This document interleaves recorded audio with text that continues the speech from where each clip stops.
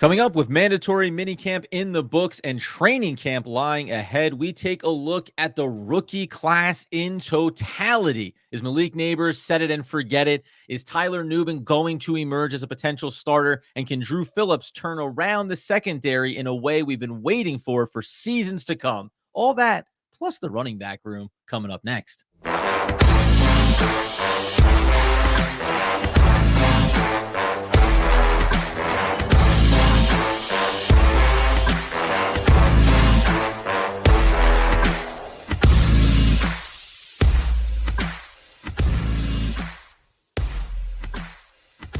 Yes, my friends, it's OGP, the One Giant Podcast, where you know that we are your hosts. Over here, Adam Armbrecht, over there, Andrew Makowitz. We're healthy, we're wealthy, we're wise, and we're feeling youthful, Andrew, because it's all about the rookies coming out of the mandatory minicamp and projecting forward beyond some of the guys we assume are going to claim roles here. What we think could be really interesting narratives to watch as we get to training camp later this summer. Yeah, it's an interesting dichotomy, Adam, between the players that are drafted, where they were drafted, the expectations right out of the gate. And then there were some diamonds in the rough, some surprises. We'll probably get into a little bit of some of the undrafted guys may have a chance to make the roster. We're seeing some, we'll take it all with a grain of salt because it is mandatory minicamp. But these are things to start looking out for when they come back in about 6 weeks. July 23rd is when training camp will officially start. You've got some interesting players that have already put their hand up saying, I want one of these roster spots. And we'll get into them in a little bit. You better believe it. Obviously, we're going to kick things off at the top of the draft class where the Giants made some pretty big moves here in the first 3 rounds. But we always remind you, today's episode is brought to you by Personam. It's an AI-driven cyber threat detection engine. Personam improves your vision into your network security environment and allows you to see cyber threats that other tools and platforms simply cannot do. Check out Personam today. They are always vigilant and always learning. So Malik Nabers, listen, we're not going to ask the question like, hey, you think he's going to be a starter for the New York Football Giants? But the better question is the guy's showing up, he's showing out. Art Stapleton, Jordan Renan, they're showing not only the video clips, but also the freeze frames, right? The acrobatic athletic catches, Jamar Chase comparisons are getting brought out. All the things that you just start throwing around kind of frivolously over the pre-training camp time in the offseason. But have we seen enough at this point to say, Malik Nabers, we are as confident as humanly possible that he was the correct pick at the 6th overall spot in the draft and that he has the ability to help turn around this offense like that, because that's what a number 1 wide receiver can mean. So, Adam, we see all the athletic catches, we see the route running, we see the athleticism, and it is as advertised. I'm not going to get into comparisons. What I think has been most surprising to me in all of this is the chemistry and swagger he has created in the wide receiver room within like a week of being there. Yeah. Like you see Wan'Dale Robinson, Jalen Hyatt, and him doing the Spider-Man meme together, being like, we are all him. You hear Wan'Dale Robinson, like the confidence I've never heard him. Like I've picked up speed that I've never seen on my clock before and how fast I am. You see Jalen Hyatt making these athletic catches. This one human being in the wide receiver room, to me, has changed them from being, oh, we're one wide receiver, one alpha dog away, to like, all 3 guys are like, we're going to be a problem for the entire league. That is something I did not expect right out of the gate. Yeah, I think that is the fascinating part. I mean, listen, ultimately, it's the production that matters, right? Malik Nabers going out there and catching 85 to 100 balls this season and 9 touchdowns, all the rookie records being broken. But I think it's a really good point you bring up. One, because from an attitude, a personality standpoint, we heard all these things from the assistant GM for the Giants all the way through to Joe Shane, Brian Dable saying, hey, he's coming with the right attitude. He's a workhorse. He wants to get better. But that kind of little bit of bravado, right? A little bit of swagger into the wide receiver room to say like, yeah, Wan'Dale Robinson, you are a 2nd round pick. Jalen Hyatt, you were a 1st round graded prospect who gets taken in the 3rd round. And we're walking around together. We are now, and all 24 years and younger, and the new core of this Giants wide receiver room. That is kind of something exciting and something we haven't seen for a number of years. We've seen some individual moments and flashes, and we dreamed on veteran players, whether it was Darren Waller as a receiving weapon or going back to the Kenny Golladay experiment that failed. We're constantly waiting for something where you go, oh, here we go. And it seems like that confidence is bleeding around that room in a really great way. So maybe leadership is going to be something that we also throw onto the resume of Malik Nabers, because and I heard him. You heard one of the quotes. I'll paraphrase it. He said, all I can do is come in and be the best version of me as a wide receiver. I can't talk about what am I going to do in the NFL or who am I going to be better than or what's the comparison going to look like. His goal is come in, be the best version of Malik Nabers. I know that sounds cliche, but hopefully it sorts itself out, which is a good thing. And it's not for a lack of confidence. The kid clearly believes that he's going to be the best version of Malik Nabers, ... equals one of the best receivers in the league. All we need from Malik Nabers now is for him to start talking in third person and the alpha number one diva takes over. It's like, well, Malik Nabers is going to do what Malik Nabers is going to do. You're like, that is a number one wide receiver. It's like what Ocho Cinco did. It's what Terrell Owens does. It's what all of, the really great, guys that have flash to their game. So I've loved what I saw from Nabers. That was the most surprising thing to me from him. It'll be curious to see how the rest of the room kind of gravitates around them with veterans like Darius Slayton. How much does he kind of want to embrace the fact that, Malik Nabers is the number one? Bryce Ford-Wheaton is fighting for a roster spot. He obviously got hurt.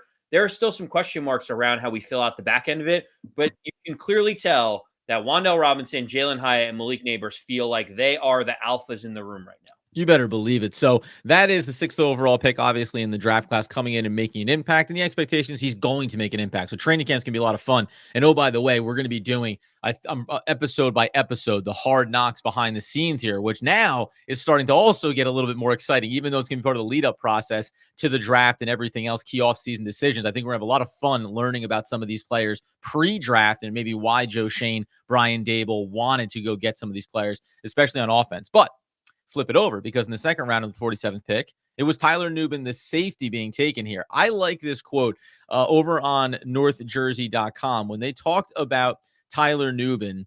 This quote is just, to me, was a fun one. When you meet him, he has one of those personalities where he can become like the alpha of alphas, from a Giants assistant GM and general manager there, Brendan Brown, about Tyler Nubin. So you're hearing the right things about him. Has the bravado, has the confidence. I expect him to be the starting safety in that room. However, over OTAs and mandatory minicamp, we've also just seen that safety room that lacks Xavier McKinney right now does not lack talent and doesn't lack other young players that have either been established, like Jason Pinnock, or we know that Dane Belton is still trying to carve out a role for himself. This is kind of a fun one. Like, this room is fun, and expectations for Tyler Nubin are really exciting. Yeah, he does have that swagger and that confidence that he also has when he speaks and he looks directly at the camera or at you and he's like, I will give you everything I possibly have in me. You believe every word that he says. Like, he has the confidence, but then all the effort that you see on tape ends up showing out. Yeah. He is a ball hawk, and it will be very interesting to see if he just says, I need to be the starter. I have too much upside in terms of changing the game. I have enough confidence to be a leader early on. You mentioned it before. Guys like Jason Pinnock, I anticipate him starting alongside either Dane Belton or Jalen Mills, depending on how Belton ends up progressing. But, I mean, as a second-round pick, Tyler Nubin better be trying to get himself on the field early and often. And he doesn't lack the confidence, and he doesn't lack the game-changing ability that the coaches may say, we can't keep this guy off the field. He has to be here for his ability to flip the field at any moment. Yeah, you mentioned about, it's the ball hawk ability here, right? So what I really wonder about on the defensive side of things is what type of system are we going to be running here? How often we could be running 3 safeties on the field, because there's versatility and different kind of skill sets. And he's an interesting one. Boy, do I want him to be a starter week 1. I also really love Dane Belton, though, and we've been pulling for him for the last couple of seasons. So I want everyone to get the taste. Everyone deserves a little to be in the mix here. But if Tyler Nubin, even on 30 to 40% reps going into the season to start, can still be a high impact player with that ball hawk ability, I think that's kind of the best of both worlds when you have talent, because the Giants position by position don't necessarily have deep talent across the board. The safety room is a really fun, exciting one. I anticipate him coming out on top here. Bottom line being, because we're not making predictions about rosters just yet, I expect training camp to be a lot of fun, and that is probably going to be one of the most competitive rooms that you see out there on the field, specifically between Belton, Nubin, and Pinnock, even Mills, the veteran. You're going to, I think, see these guys just pushing each other in a great way. So that's going to be a fun position to watch. Go ahead. Well, I was just going to say, when you're talking about a fun position to watch, to me, that really goes to our third round pick, the 70th pick in the draft, and that is cornerback Dru Phillips out of Kentucky. Adam, Oh yeah. obviously, you heard about his effort, his ability to want to hit people. Like he wants to get up and make contact and be physical up into the box. It's why a lot of people have said he may project as a nickel, so someone that can come in and be at the line of scrimmage rather than just be an outside one-on-one type of cornerback. He's already starting to show flashes in that slot nickel corner position, Adam. Hmm. Just the previous one had an interception in one of the last mandatory mini camps. I think it's going to be fascinating to see. The Giants just signed Trey Herndon, free agent after a tryout. He's 28 years old. He's a veteran, played a lot in the slot as well. You have Darnay Holmes, you have Nick McLeod, you have a whole host of cornerbacks that are going to be vying for one of those starting positions because multiple are open at this point. But Dru Phillips feels like he, during training camp, is going to have every opportunity to unseat someone like Darnay Holmes from starting week one at the nickel corner spot. Oh yeah, and we talked about the other day, Darnay Holmes getting some run on the outside. I think we've seen him get some special teams kind of role for himself as the regime turned over, going to the Joe Shane and Brian Dable era of this team. So I think Darnay Holmes is trying to find where he can offer value to continue to maintain himself on this roster. Whereas with Dru Phillips, I think as we see Cordell Flock getting moved to the outside, he's trying to get reps. You expect Dru Phillips to have a real chance here to have a defined role, as in when they go to nickel packages, it's Dru Phillips that runs out onto the field, right? Now, the other interesting, again, we talk about versatile defense. I wonder what it looks like when you start to spread into certain defensive looks here. Maybe go single high safety at a point and you start to flood that secondary with cornerbacks. Who's going to go where? What is it going to look like? And you mentioned Herndon. We have a separate bonus episode focusing in on him. Reason to maybe temper excitement of expectations around the 28-year-old veteran, though. This, unlike, say, the safety room, does feel like over the course of training camp, you're going to see it. Hey, this day was won by player X. This day was pushed back by player Y. Phillips had the pick off of Tommy DeVito in, was it Tuesday's mandatory training camp. So you're seeing these little flashes for him. I like the physicality because I think it's something that this secondary from a non-Tay Bank standpoint has lacked, and something that it looks like Joe Shane and the Giants identified in this draft class, saying, hey, we need to be a more physical team. That includes going back to Nubin as well when you think about this in the safety room. Adam, when you talk about physicality and we flip it over to the offensive side of the ball, our fourth round pick number 107, was one Theo Johnson, tight end, out of Penn State University. Talk about freak athlete. The Giants kind of drafted him thinking, hey, we're going to shape him. We're going to mold him. He has all of the athletic tools to be able to do what we need him to do. They obviously were planning in case Darren Waller does decide to retire, or we're thinking Darren Waller is going to retire. The Giants filled the role of potentially tight end number 2, potentially tight end 1A, pretty admirably with Theo Johnson. You've already seen some of his athleticism.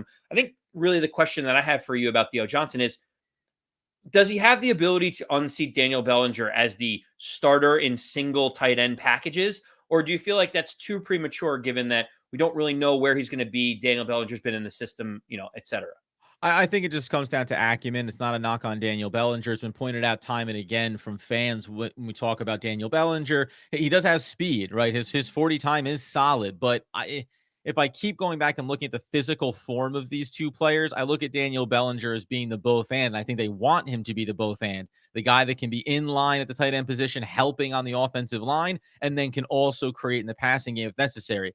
Theo Johnson, maybe it takes longer, and it's even been a process for Bellinger. Maybe that pass blocking or being a part of the total offensive scheme takes a little more time. But you look at him, you look at the athleticism. Again, the numbers from college do not do justice for what I think he can do as a pro. I expect him to be the Darren Waller impact player in terms of when we need something out of the tight end position, this is the guy that we want to see accomplish that. I'm not talking about the volume. I'm not talking about, go to the prime years of Darren Waller and just put that down on paper for Theo Johnson coming in. But I won't be shocked if, again, this kind of reminds me like of Tyler Nubin on the defensive side. Early in the season, do I expect him to play 90% of the reps? Of course not. But do I think when he's on the field, he's going to have real opportunities to be an impact player? Yes. And that goes back to the top. Having a wide receiver room now with Malik Nabers leading it, where, listen, there's some dangerous weapons here. Theo Johnson maybe running that seam up the middle, kind of getting forgotten as safeties start to pull to the outside, worrying about some of those outside deep threats the Giants can run here. So I am quietly bullish on what I think Theo Johnson is going to be by the time we get through training camp. He's interesting. Obviously, he came in as a 4-star recruit to Penn State. He didn't have the numbers that would jump off the page that would say, hey, this is a guy that you absolutely need to have, like, catching the ball exclusively.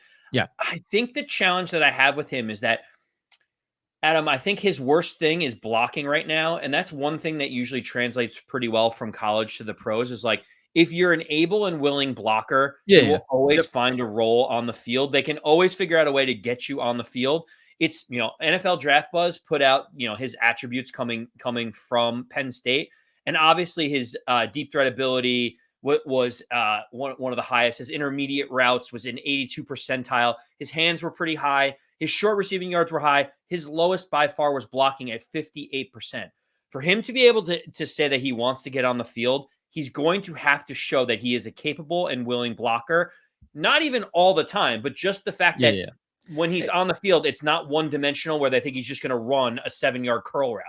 And the problem, the big issue with him before we move into the running back room, which is even more exciting to talk about, I think to your point, it's, hey, we've got Malik Nabers on the outside. We've taken Darius Slayton off the field. Let's just be sexy and fun about it, right? And Jalen Hyatt's on the other side. And you've got Wan'Dale Robinson, and you want to split Theo Johnson, out in the formation. But then you want to have him go in motion and go in line because you want to get this nice sweet play to Singletary or to Tyrone Tracey Jr. And you go, oh, shoot, if you're a turnstile, I can't rely on the flexibility. Our quarterback can't go to the line, read the defense, and make the adjustment and trust that it's going to be a play that they can still execute. So that's going to be the big part for him. Very interesting to see how training camp plays out in that tight end room. And Daniel Bellinger, I'm sure, is going to have something to say about that as well. But this is rookies we're talking about now, baby. And that's why the other offensive group that we go to, we'll put two into this room because it's the running backs. Devin Singletary already said, I am Saquon Barkley 2.0. You need not fear. However, we're very excited about Tyrone Tracey Jr. first and foremost. And yeah, we're going to give a nod to one Turbo Miller as well. But it feels like Tyrone Tracey Jr. Man, I don't want to get like over the skis on it, but it feels like we're going to be getting into training camp where we talk about like, is he trying to nip at the heels of some real rep shares here and not just being the backup and just being a change of pace? He has to prove it over the course of training camp, but his skill set, that's what it breeds out to look like. A guy that can do a little bit of everything, and the passing game aspect for him is going to be huge in finding a role early. We talked about this before. Obviously, didn't do as much recon and research on him during the draft process as we did on Estime or Braylon Allen or Marshawn Lloyd or any of the other running backs that we thought were a little bit more traditional. Mm-hmm. And it's because he actually hasn't had that much running back experience coming over from being a wide receiver and running back. But Adam, the reason why he's going to find himself a role in this team is because no one else can do what he can do. Yep. He is one of one when it comes to the running back room. Nobody has the pass catching ability or make and miss ability out in space than Tyrone Tracey. In mandatory minicamp, he was already getting a bunch of reps with the ones. Now, take it with a grain of salt because obviously Singletary doesn't need those reps. But it speaks volumes that Eric Gray has been in the room. Mm-hmm. Gary Brightwell was there until he was released. Jay Sean Corbin has been around this team for multiple stints. But Tyrone Tracey is already asserting himself, saying, I bring something to the table that no one else does. On top of that, his special teams value is already something that everyone's looking at. It was part of the reason why he was drafted with the new kick return rules. Michael Gabriel, new special teams coordinator, was already gushing about him and Turbo Miller, who we'll mention in a second. That's like the work ethic, the way that these guys play, the uniqueness of how they play is unbelievable. I just think that Tyrone Tracey does some things really good that no one else does, and that's going to put him on the field more than people think very early on. Yeah, we talk about obviously Devin Singletary, and we're not trying to diminish him, but when you talk about getting to third down, clear passing situations, right? It's just probably going to be more dynamic if Tyrone Tracey is on the field for those situations. Has to learn the system, has to get up to speed. We understand that, but You want to be as dynamic as possible. And then again, it's like almost when we talk about Theo Johnson, hey, you want to be flexible in your formations, being able to move guys around. Well, Tyrone Tracey, because of his wide receiver background, can all of a sudden show up out there in the slot on one of these down and distances. They can go empty backfield potentially on how defenses line up and give real problems to the opposing secondary based on those kind of matchups. So Tyrone Tracey is going to be a guy to watch here, but let's quickly, though, just a little bit here, because Andy picked this guy up, put him in his pocket. He's his gem of the offseason, and that's one Turbo Miller. It's because you can't teach speed, Andy, and you believe this kid can carve out a role for himself. Yeah, he's already making a name for himself. We talked about how Gabriel was talking about Tyrone Tracey. He was talking about Turbo Miller in the same way. He was getting a lot of reps with Isaiah McKenzie off to the side working with trainers. Gunnar Olszewski got hurt a little bit earlier in camp. It was like the seas parted ways for Turbo Miller to be able to get some reps where people are like, whoa, that is something unique. And again, I always go back to this when I'm talking about players. There are just good, great players that do things are well-rounded and can do things well. The speed that Turbo Miller has and the less tread on his tires after being out for a year, he has an opportunity to be explosive. He's a guy. I know it would be hyperbole to call him Devin Achan this early, but he has the ability to take minimal reps and turn them into large chunk plays just on his speed alone, whether that's in the return game, whether it's 2 or 3 handoffs in a game. I am still very as confident as I was when they signed him as a free agent. I feel equally that way right now, and it's only mandatory minicamp. Adam, my excitement is probably going to continue to ratchet up for Turbo Miller. I just really hope he makes the roster. I think he has enough of these tools to make it. I hope you feel the same way. It's going to be fascinating. Again, you want explosive playmakers. That's what the Giants wanted to bring into this room. He certainly has a path to get there. You mentioned a guy like Eric Gray. Jashaun Corbin seems like an outsider looking into that running back room. The fascinating thing to me is special teams, as you mentioned, Tyrone Tracey Jr., maybe Turbo Miller. All of a sudden, when we think about McKenzie or we think about Gunnar Olszewski, excuse me, you go, hey, I don't know. Maybe it's not 2 wide receivers that we're talking about for our special teams group. Maybe it's these young running backs, and those new rules maybe make it more beneficial to have running backs in that room, though, as we mentioned, Tyrone Tracey Jr., more of a receiver there as well. So positional battles and special teams will play a big factor as we go forward. Okay, now we move into a portion of our show, which will be brought to you by Pietential, Pietential, Pietential.com. That is an online wellness assessment tool. It's free for individual users. It sets a benchmark for your well-being, gives you tools to improve over time, and helps you track your progress. It's all about setting goals, making sure you're maintaining, and finding different ways to improve yourself. It's certainly something that anyone starting their NFL career should be doing. But even if you're just a guy like me or Andrew Makowitz, you always want to be the best podcaster you can be the best person you can be. Go over to Pietential.com today. These are the others we're going to label them as, obviously, because there's undrafted rookies and they get brought in. They all get a chance to make a mark for themselves.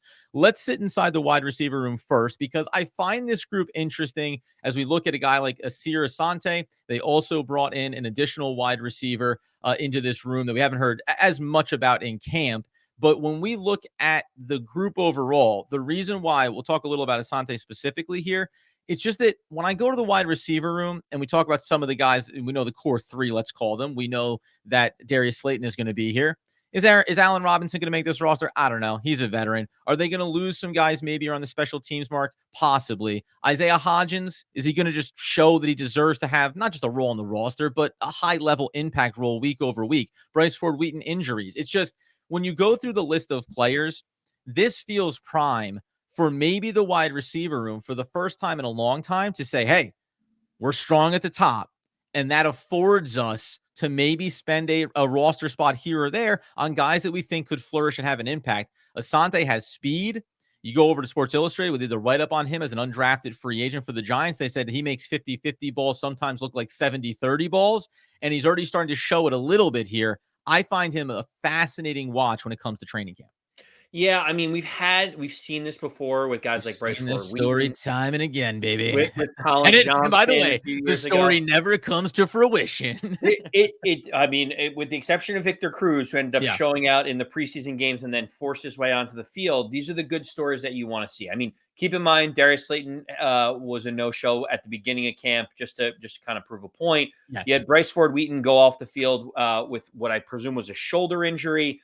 You had, as we mentioned before, Isaiah McKenzie and Gunnar Olszewski, who may want to take a couple of those reps. They were not there. It opened up things for someone like a year, and he's taken advantage of it. He comes from the University of Wyoming. He's an interesting one, 6 feet tall. He's already 23 years old, so he's a little bit older. Yeah. I'm curious to see. I kind of look at it and say, between him and Bryce Ford Wheaton, one of you may have an opportunity to snag that last roster spot. And you may need to look over either at Turbo Miller or at Tyrone Tracey, as we mentioned before, and say thank you to them if you do, because it probably means that you don't need to keep both Isaiah McKenzie and Gunnar Olszewski. So as you think about the complementing of this room, you mentioned 4 guys we're pretty confident in when you include Darius Slayton being on this roster. Feels like there's 2, maybe 3 roster spots available at that point. You think Allen Robinson's going to be there. You think Bryce Ford Wheaton is going to be able to give it an opportunity. But, I mean, listen, what can Yair Asante have done other than what he did in mandatory minicamp to at least hear his name and say, if this continues to work out in training camp, maybe he goes from being an undrafted guy to at least making the practice squad, which would be something for the Giants. Yeah, exactly. Sometimes it's just about it's exciting to talk about players that can be in the building, that can be around the team on the practice weeks in between Sundays. And I mentioned John Giles there briefly, just at 6'2", 220 pounds. This is the classic player when we talk about undrafted free agents and why does it end up coming there. And by the way, he was listed as on NFL.com priority free agent for any team after the draft concluded. It's when you see excellent size, rare wingspan, able to extend and grab throws, create some highlight reel catches, size and strength to stack a few more yards after the catch. But he's inefficient with his movements on short routes. His route running needs a makeover. Would like to see him compete harder for the catch. So it's like, this is, and doesn't have necessarily top end speed. This is exactly what you expect when you're signing guys undrafted free agents. It's very rare you sign a free agent and go, oh my God, he's the perfect prospect. He'll be wide receiver 4 on our roster opening day. But it is interesting, as you say, how does it shake out across this roster and how does special teams play a factor here? I like turning over these groups. I'm a big fan of Bryce Ford Wheaton, but if the injuries are going to keep coming up, no matter what form they take, at some point you have to weigh it out versus, availability to develop a talent versus a player that, on paper is a better fit for the team, higher ceiling, but just can't be there for you. The last note that go ahead. Yeah. The only thing I was going to say is the name that we keep omitting when we're talking about absolutely making the roster is Isaiah Hodgins. And I think it's going to be interesting if they want kind of the higher floor, lower ceiling type player, which Isaiah Hodgins catches almost every ball that is thrown his way, but he doesn't have the explosiveness to get behind, defenders. I'm curious to see how they want to make this back end of the wide receiver room. You have explosive playmaking in guys like Wanda Robinson, Jalen Hyatt, Malik Nabers, even Darius Slayton can stretch the field vertically. Yeah. Do you almost compliment and say that actually benefits Isaiah Hodgins because maybe they just want a possession guy that they can put in that we know can get you 6 yards on a slant route if we need it? Like I'm just thinking about how the back end of the wide receiver room is going to look. That might be a nice nod to Isaiah Hodgins. And then you're talking about, Asante or someone else having to try to grab that last roster spot. Yeah, the interesting thing for me there just becomes, Asante, shifty player, 6 foot, I think $180, right? So you're talking about this mold of player. You can see the room that they're building, and it just comes down to the Giants. Are the Giants looking at that room and going, and we want all those kind of players after Malik Nabers at the top? Or there's still a bigger body guy that you regard more as a possession receiver? How much is that going to factor into the choices they make? I think you always need experience. You always need consistency. By the way, it's why Allen Robinson was brought into the building, just to see, hey, we know you know how to run those routes. It's just a matter if you still have enough left in the tank. So going to be a lot of fun to watch the wide receiver room. Last note here for us is going to be on the defensive side of the ball, flipping back over defensive tackle, whether it's Casey Rogers or Isaiah Chapman, 2 players here certainly purely based on the position and the fact that the Giants do not have a ton of depth at this spot. I can earmark them very easily for practice squad roles in terms of what is their achievement here this offseason. Just keep in mind, Casey Rogers is actually 25 years old. So I meant to throw that in too. Not exactly. Some guys are actually incredibly old, even though they're coming in the door. Add the COVID years and everything else, redshirting ability, all of that. Weird times. We're kind of getting out of that phase, but you're going to get a lot of these older guys, and Casey Rogers is one of them. And it's why, Adam, he needs to show immediately during camp that he deserves a roster spot. He's not a guy to me that you're like, oh, we'll stash him on the practice squad. We'll develop him. Either he's going to be a part of this team somehow, some way, or he's not. Can he carve out a role behind Nunez Roche? Can he beat out a guy like Ryder Anderson at the defensive tackle position? That's really the question for me, because if you're looking to develop players at 25 years old, Rodgers may not be the guy that you want to develop, but I think he's got the skills and attributes to maybe sneak a back end roster spot. So that's kind of how I'm thinking about Casey Rodgers, as opposed to Elijah Chapman or some of the other players. Chapman, that's my only note on him. 278-pounder, bench pressed 495 pounds in his offseason workout with 42 reps at 225. He's only 6 foot, 278. So, not to steal one of the nicknames for a past NFL player, kind of feels like a bowling ball, maybe not full of daggers, but just full of bricks. Like, this is the kind of guy that you'd like to watch and just see him be somewhat an immovable force that you could bring in. These are deep cuts. These are developmental players. You see how it shakes out. Andy reminding me the really good point when it comes to the age. Hey, guess what? Either you really flash here early, or we are not going to waste a roster spot or even a practice squad spot on a player that's 25 years old walking in the door. Elijah Chapman, 23 years old. So you got 2 years of difference. So like Ty goes to the guy that's a little younger that you could probably develop if you're thinking about practice squad spots.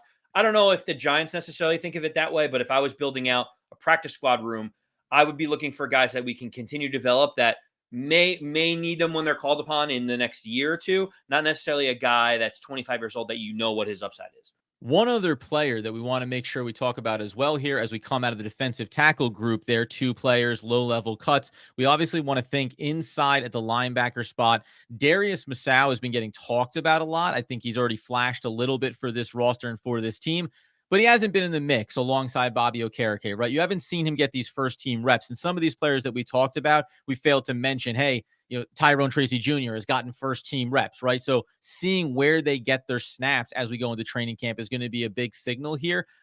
I don't know yet what to make out of him. He may fall into the category of player getting a lot of hype that all of a sudden he has a hard time living up to in training camp, but we know the linebacker room does need depth there. So he'd be a player certainly to watch as we work our way into training camp, because there's a space for him. It's not over congested. It's just about, can he get up to speed and show that maybe, all those measurables that are like, he's just a little bit shy of being desirable at point X, Y, or Z in the draft. You go, yeah, but in totality, as you wait for Darian Beavers and his injuries and everything else, it's like, yep, maybe there's a role for a player like that. Are you quietly optimistic when it comes to him?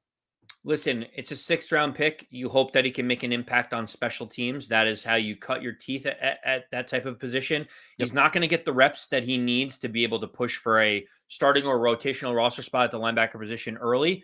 You really hope that he just shows that he's willing to learn and he's willing to work hard.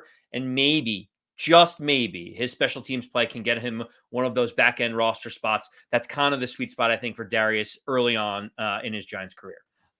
Just a note here, at the end of the day, we'll be tracking all of these rookies from the highest and lowest level all throughout training camp. Mention we'll be doing coverage of Hard Knocks as well, so that's going to be great behind the scenes look. But how about the kicker out of Rutgers? Because listen, who knows what's going to happen here, but primarily was used as a kickoff specialist. That fits the role when you're thinking about Graham Gano and getting up there in years. That's right. Special teams value, baby. We're talking about the potential for a Scarlet Knight, a New Jersey alum, coming in and maybe carving out a role for himself. He'd also be the fiery ginger because he's a nice redhead in the room. So I think diversity is important, Andy, and that's my big note to close out. I love it. At the end of the day, the Giants are going to take a breather. The players are going to take a breather. A lot of them are attending the Legends event in New York City, where some of the legends are going to come and speak, which I think is awesome. Keep the consistency with this being year 100 of the Giants. And the guys are going to take off for a few weeks. July 23rd, they'll come back in. We can continue to talk about some of these storylines, who we think is going to be pushing for roster spots, what's more realistic for guys that are probably going to make the practice squad. But yeah, there's still some position battles up for grabs. Not every starting position is set in stone. We're going to be talking about who are the most likely people to make it as we kind of go through this offseason. And as you know, you can always help out supporting the show by heading over to YouTube at One Giant Podcast, over on X at AMAC214, at Adam Armbrecht, and at One Giant Podcast. Have some new features we're going to be rolling out coming up here over the course of the offseason. We're going to be talking about position battles as well as we move towards that Hard Knocks, behind the scenes, all that great stuff. So support the show. We greatly appreciate it. Support the sponsors, Persona and Potential, if you get the chance. And until next time, until the best times, as Andrew Makowitz would want, need, and nay, demand the people know. As always, let's go Big Blue.